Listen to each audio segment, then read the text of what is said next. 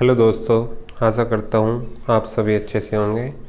आप ये निबंध पढ़ भी सकते हो, क्लिक करोगे टाइटल पर, फिर डिस्क्रिप्शन बॉक्स खुलेगा, उसमें जाके पढ़ सकते हैं। शुरू करते हैं। हर तरफ देखो जिधर बाजार ही बाजार है, ख्वाहिशें का दूर तक फैला हुआ संसार है, खुशबुओं के सर कलम, बेरंग है सब तितलियाँ, बाग में आया हुआ ये कौन सा त्योहार है। ठीक है जी, शुरू करते हैं। आज जो संरक्षणवाद है वैश्विक के लिए खतरा बना हुआ है, कहीं ना कहीं यह संरक्षणवाद भी वैश्विक की ही देन है। पहले का ग्राम समाज आत्मनिर्भर हुआ करता था, जितनी आवश्यकता होती थी उतना ही उत्पादन किया जाता था। ना ही आज जैसा व्यवहार हुआ करता था और ना ही उसके संरक्षण की आवश्यकता थी। यूरोप में औद्योगिक क्रांति हुई, फलस्वरूप अतिरिक्त उत्पादन का बाजार में आना शुरू हो गया। औद्योगिक क्रांति वाले देशों को अपना माल खपाना था। अंततः इन देशों में पूंजीपाती वर्ग ने उन देशों की ओर रुख किया जहां बड़ा बाजार संभावित था।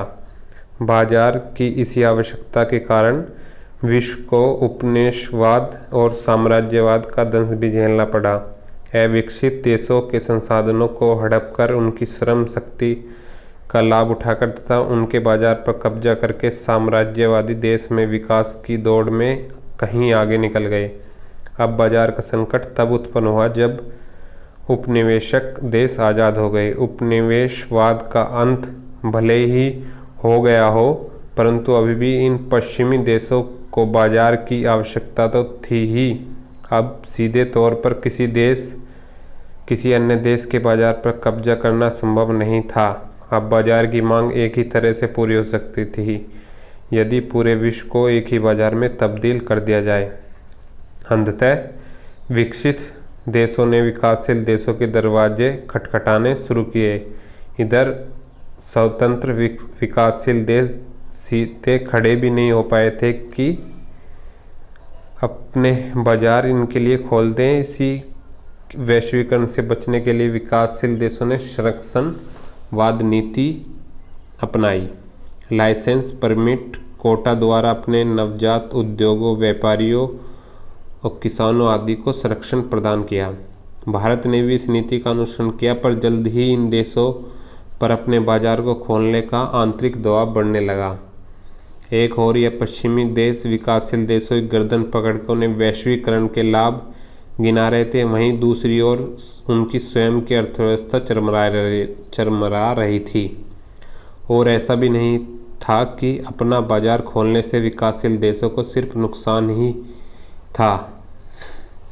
वैश्वीकरण ने प्रतिस्पर्धा को जन्म दिया, विकास करने की प्रेरणा दी, लोगों को गुणवत्तापूर्ण जीवन स्तर उपलब्ध कराया। कृषि, उद्योग, विज्ञान, तकनीक, आज सभी क्षेत्रों में विकास किया। श्रमिकों को अपने देश के साथ साथ अन्य देशों में भी रोजगार के अवसर उपलब्ध कराए। विकासशील देश वैश्वीकरण के द्वारा विकसित देशों की उंगली पकड़कर चलना सीख रहे थे। भारत व चीन जैसे देश विश्व अर्थव्यवस्था के चमकते सितारे बन गए।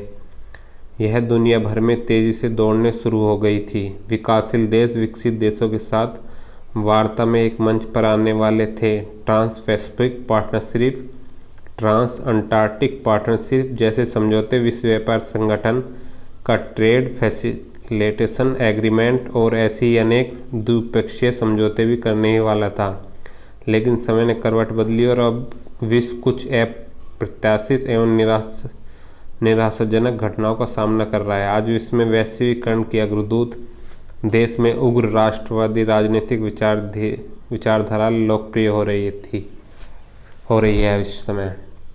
निष्कर्ष रूप में हम कह सकते हैं विश्व को एकजुट होने की आवश्यकता है। भले ही पश्चिमी देश वैश्वीकरण से अपने पांव खींच रही हो, पर अब दूसरी पीढ़ी वैश्वीकरण का आनंद लेगी। अब एशिया वैश्वीकरण का केंद्र होगा और विकास की एक और कहानी लिखी जाएगी। परंतु ग्राम का सपना तभी साकार हो सकेगा जब वैश्वीकरण की नई नीति संतुलित हो और सबको साथ लेकर चले। धन्यवाद दोस्तों, आपका बहुत बहुत। आप भी लिख सकते हैं कमेंट में। इसी के साथ जय हिंद, जय भारत।